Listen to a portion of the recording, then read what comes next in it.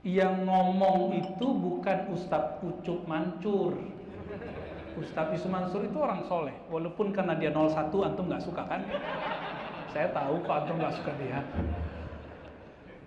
Dulu waktu multaqo Habib dan ulama-ulama Ar-Rusaifah di Cirebon itu ada salah satu ustadz mantan salafi yang sering ke Pekanbaru juga bilang, aneh nggak suka sama dia 01 katanya. Aneh langsung ketawa, saya langsung ketawa.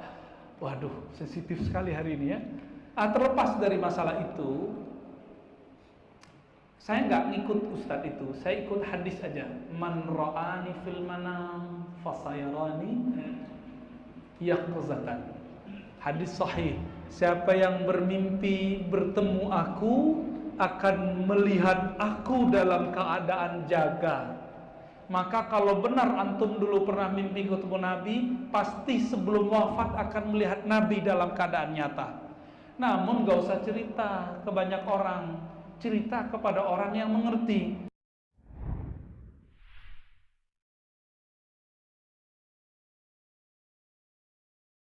Kata Nabi SAW, barang siapa yang melihat aku dalam mimpi, sungguhnya dia telah melihat aku, karena setan tidak bisa meniruku. Setan tidak bisa meniru Nabi, tapi setan bisa ngaku-ngaku sebagai Nabi. Saya ulangi, setan tidak bisa meniru Nabi, tapi setan bisa ngaku-ngaku sebagai Nabi. Contoh, saya ketemu dengan teman saya waktu saya di Papua, dia cerita, Firanda, saya lihat Nabi. Bagaimana ceritanya? Hari pertama saya berkelahi dengan setan dalam mimpi. Terus hari kedua saya berkelahi dengan setan. Masya Allah, mukadimahnya bagus. Hari ketiga berkelahi dengan setan. Hari keempat saya bertemu dengan Nabi, dengan para sahabatnya. Bagaimana ciri-ciri Nabi? Nabi wajahnya bersih bercahaya. Ada jenggotnya enggak? Enggak ada. Itu bukan Nabi. Itu Nabi liberal itu. Salah. Ada orang juga pernah mengaku bertemu dengan Nabi. Nabi bersahaja, Nabi berwibawa. Gimana ciri-cirinya? Rambutnya putih semuanya, jenggotnya putih. Tidak benar. Nabi waktu meninggal tidak punya uban, tidak sampai 20 helai. Itu bukan Nabi SAW.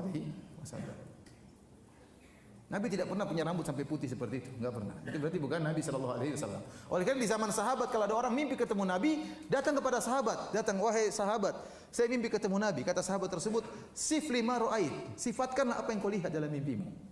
Saya lihat begini-begini, itu Nabi, kata sahabat tersebut. Karena sahabat tahu tentang ciri-ciri siapa? Nabi SAW. Dan ciri-ciri Nabi ada dalam kitab Syama'il Muhammadiyah. Ciri-ciri wajahnya bagaimana, pundaknya bagaimana, kepalanya bagaimana, sampai bulu dadanya bagaimana. Semuanya dalam Syama'il Muhammadiyah dijelaskan tentang sifat-sifat fisik Nabi SAW. Gaya cara jalannya bagaimana Rasulullah SAW. Ya. Di antara hal yang aneh yang saya pernah dengar, ada yang pernah cerita, Ustaz, saya pernah mimpi ketemu dengan Nabi, Ustaz. Sudah lama, tapi saya baru cerita sekarang, Ustaz. Kenapa? Karena saya aneh lihat Nabi SAW. Gimana? Jadi saya ketemu dengan Nabi SAW, ada beberapa orang, dan dia bilang, saya Rasulullah SAW. Tapi waktu saya lihat, Nabi pakai songkok nasional, kemudian pakai sarung. Ya mungkin Nabi lagi pakai baju lain kan bisa saja. Tapi yang anehnya Nabi pegang rokok gudang garam. Ini benar ini, wallahi dia cerita sama saya. Saya tidak main-main ya. Iya, makanya saya bilang subhanallah. Nabi sempat-sempatnya iklan rokok gudang garam. Saya bilang coba sarungnya merek apa itu, coba lihat. Masih ingat enggak? Sekarang baru saya yakin itu bukan Nabi. Jadi saya bilang memang setan tidak bisa niru Nabi, tapi setan bisa ngaku sebagai Nabi. Akhirnya banyak akidah rusak gara-gara ini. Contoh, akidah yang tersebar di tanah air kita. Beberapa tahun yang silam, pada zaman dahulu kala, tersebar sebagian orang menyebar fotokopi tentang penjaga kuburan Nabi bertemu dengan Nabi. Dan Nabi mengatakan telah murtad dari umatku setiap tahun sekian. Barang siapa yang memfotokopi, membagi berita ini sekian dapat kemaslahatan sekian. Barang siapa yang tidak mengkopinya dapat celaka kualat sekian. Itu tidak? Orang-orang ketakutan dapat itu. Ini gara-gara mimpi. Sampai saya ketemu orang di pom bensin, sudah azan maghrib. Dia bagi-bagi, ketakutan dia. Kita sholat, dia tidak sholat. Dia tidak sholat, dia tidak takut. Tapi kalau tidak bagi kertas itu, dia ketakutan. Ini gara-gara apa? Mimpi ketemu Nabi. Gara-gara mimpi ketemu Nabi. Contoh lagi, ada orang mimpi ketemu Nabi. Dan ini yang dialami oleh Ibnu Arabi. Ibnu Arabi orang sesat. Ya. Penganut wahdatul wujud. Menganggap makhluk sama dengan Tuhan, Tuhan sama dengan manusia. Ya. bersatu padu, tidak bisa dipisah-pisahkan. Makanya dia mengatakan di antara syairnya, al-abdu rabbun wa rabbu abdun, ya laita syi'ri manil mukallaf. Kata dia, hamba adalah Tuhan, Tuhan adalah hamba. Kalau gitu siapa yang disuruh untuk beribadah? Siapa yang untuk salat? Kalau kau suruh dia salat, dia juga Tuhan. Mau sembah siapa? Ya. Saya penat lah kena troll. I lost jungler. Serius lah. Kemudian dia punya buku di antara judulnya Fususul Hikam. Fususul Hikam itu kira-kira 300 halaman. Kalau saya tidak salah ingat. Ya. Dia mengatakan, bagaimana kisah buku ini Fususul Hikam? Dia mengatakan suatu malam saya di kota, disebutkan nama kotanya. Di malam sekian, tanggal sekian, saya bermimpi ketemu dengan Nabi sallallahu alaihi wasallam. Lantas Rasulullah SAW memberikan kepada saya buku ini.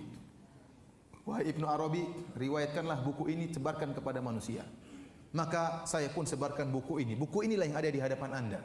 Tidak saya tambah satu huruf pun dan tidak saya kurangi satu huruf pun. Ini datang sebagaimana dari Nabi sallallahu alaihi wasallam. Ini kan bahaya, ada buku baru nih. Cetakan baru, cetakan dalam mimpi ini dibagi sama Nabi sallallahu alaihi wasallam, kemudian dia sebarkan. Dalam buku tersebut disebutkan Firaun masuk surga. Subhanallah. Ini benar ini. Dalam buku tersebut Firaun masuk apa? Surga. Karena Firaun mengatakan ana rabbukumul a'la. Aku adalah Tuhan kalian yang maha tinggi. Dan benar itu perkataan Firaun tidak salah karena Firaun juga Tuhan. Kan keyakinan dia wahidatul apa? Wujud. Kata dia wahidatul wujud itu seperti ombak di lautan. Ombak ini adalah mungkin kita lihat ada ombak yang tinggi, ombak yang rendah, ada buih-buih, semuanya dalam satu lautan. Sama kita melihat alam semesta ini, ada si fulan laki-laki, perempuan, ada gunung, semuanya satu kesatuan. Dan di situ juga ada Tuhan, tidak bisa dipisah-pisahkan. Makanya waktu Firaun mengatakan saya Tuhan kalian yang maha tinggi, maka Firaun benar dan dia masuk apa? Surga. Ini ngawur seperti ini. Dari mana? Dari mimpi dia ambil. Ini buku diagung-agungkan oleh orang sufi. Buku ini.